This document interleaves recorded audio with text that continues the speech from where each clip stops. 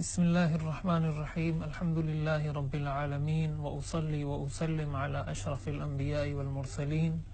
نبینا محمد وعلی آلہ واصحابہ اجمعین اما بعد۔ یعنی رمضان کے بعد سب سے زیادہ روزے آپ شعبان کے مہینے میں رکھتے تھے اپنے آپ کو تیار کرنے کے لیے۔ تو ایک تو یہ چیز ہم ذہن میں رکھیں، اپنے بچوں کو بتائیں، اپنے گھر میں بتائیں، ان کو اس کے لیے ابھی سے تیار کریں۔ دوسرے نمبر پر جو چیز رجب کے مہینے کے حوالے سے سمجھنے کی ہے وہ یہ،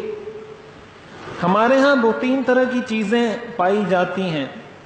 سب سے پہلی چیز کہ حضور علیہ الصلوۃ والسلام کو اللہ تعالیٰ نے جو معراج کا سفر کروایا، جس کا قرآن کریم نے تذکرہ کیا ہے، سبحان الذی اسری بعبدہ لیلا من المسجد الحرام الی المسجد الاقصی، پاک ہے وہ ذات جو اپنے بندے کو رات کے وقت لے کر گئی مسجد حرام سے مسجد اقصی تک۔ اور پھر سورۃ النجم میں اس کی پوری تفصیل ذکر کی گئی ہے، والنجم اذا ہوا، پوری تفصیل اس کے اندر ذکر کی ہے، اور احادیث کے اندر اس کی مزید بھی تفصیل ذکر ہے۔ اب معراج کا جو واقعہ ہے کہ حضور علیہ الصلوۃ والسلام کو اتنی قلیل مدت میں، اتنے تھوڑے سے وقت میں اتنا لمبا سفر کروایا گیا اور اتنا عظیم سفر کروایا گیا، اس کی تاریخ میں نہ اس سے پہلے کوئی مثال موجود ہے اور نہ اس کے بعد کوئی مثال مل سکتی ہے۔ قیامت تک اس سفر کی کوئی مثال دنیا میں نہیں مل سکتی، نہ حضور علیہ الصلوۃ والسلام سے پہلے اس کی کوئی مثال موجود ہے۔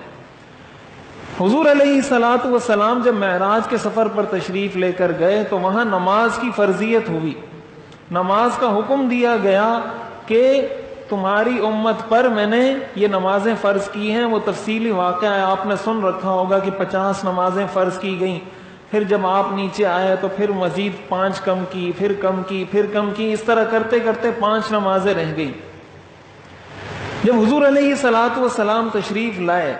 تو اب معراج کے حوالے سے یہ بات تو مسلم ہے کہ یہ بہت عظیم واقعہ ہے، لیکن پہلی بات یہ ہے کہ ہمارے ہاں 27 رجب کو خاص کیا گیا ہے، اور یہ کہا جاتا ہے کہ حضور علیہ الصلوۃ والسلام کی معراج 27 رجب کو ہوئی تھی۔ تو پہلی بات تو یہ سمجھنی چاہیے کہ یہ بات طے نہیں ہے۔ معراج کے بارے میں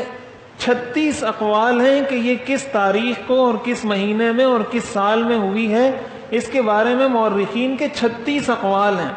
بعض کہتے ہیں رجب کے مہینے میں ہوئی، بعض کہتے ہیں رمضان میں ہوئی، بعض کہتے ہیں ربیع الاول میں ہوئی، پھر بعض کہتے ہیں 5 نبوی کو ہوئی، بعض کہتے ہیں ہجرت سے پہلے ہوئی،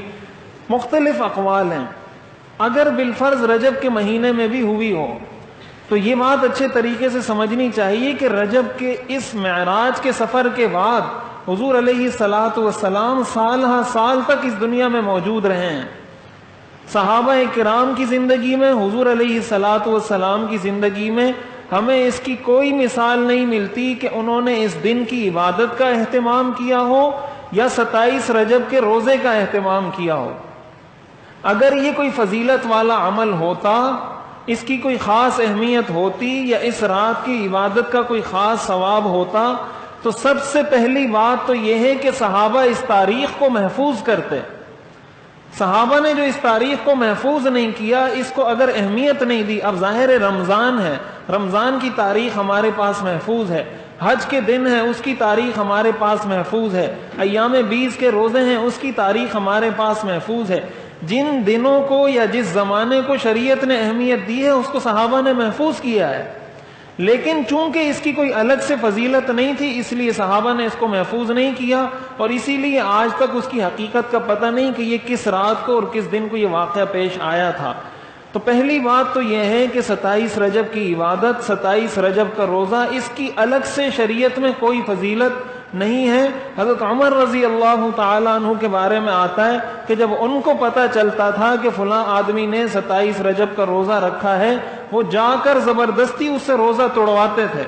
اس کو کہتے تھے روزہ توڑو، اس لیے کہ تم اس کو سنت سمجھ کے روزہ رکھ رہے ہو، تم یہ سمجھ رہے ہو کہ اس دن کے روزے کی کوئی خاص فضیلت ہے، حالانکہ اس کی کوئی خاص فضیلت نہیں ہے۔ تو ایک تو یہ بات ہمیں معلوم ہونی چاہیے۔ اور 27 رجب کے بارے میں ہمارے ہاں کوئی کہتا ہے یہ شب قدر ہے، بعض کہتے ہیں یہ شب قدر سے بھی افضل ہے، اپنی طرف سے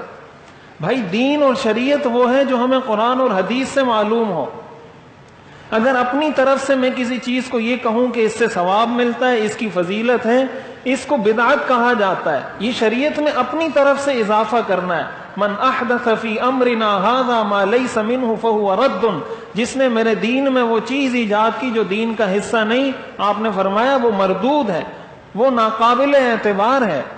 تو اس لیے کوئی بھی کام اگر شریعت کا لیبل لگا کر کیا جاتا ہے کہ اس سے ثواب ملے گا، اس سے گناہ ملے گا، اس کی فضیلت زیادہ ہے، اس کا گناہ زیادہ ہے، یہ ساری وہ چیزیں جس کا تعلق نقل سے ہے. نقل کا مطلب کہ اگر ہمیں قرآن اور حدیث میں بتایا گیا ہے کہ اس چیز سے ثواب ملے گا تو میں کہہ سکتا ہوں کہ اس سے ثواب ملے گا. اگر بتایا گیا ہے کہ اس سے گناہ ملے گا تو میں کہوں گا کہ گناہ ملے گا. لیکن اگر کسی چیز کی کوئی حیثیت ہی نہیں ہے شریعت میں اور آپ اپنی طرف سے کہتے ہیں کہ اس کے کرنے سے ثواب ملے گا، اس کا مطلب نعوذ باللہ حضور علیہ الصلوۃ والسلام نے ہمیں پورا دین نہیں پہنچایا.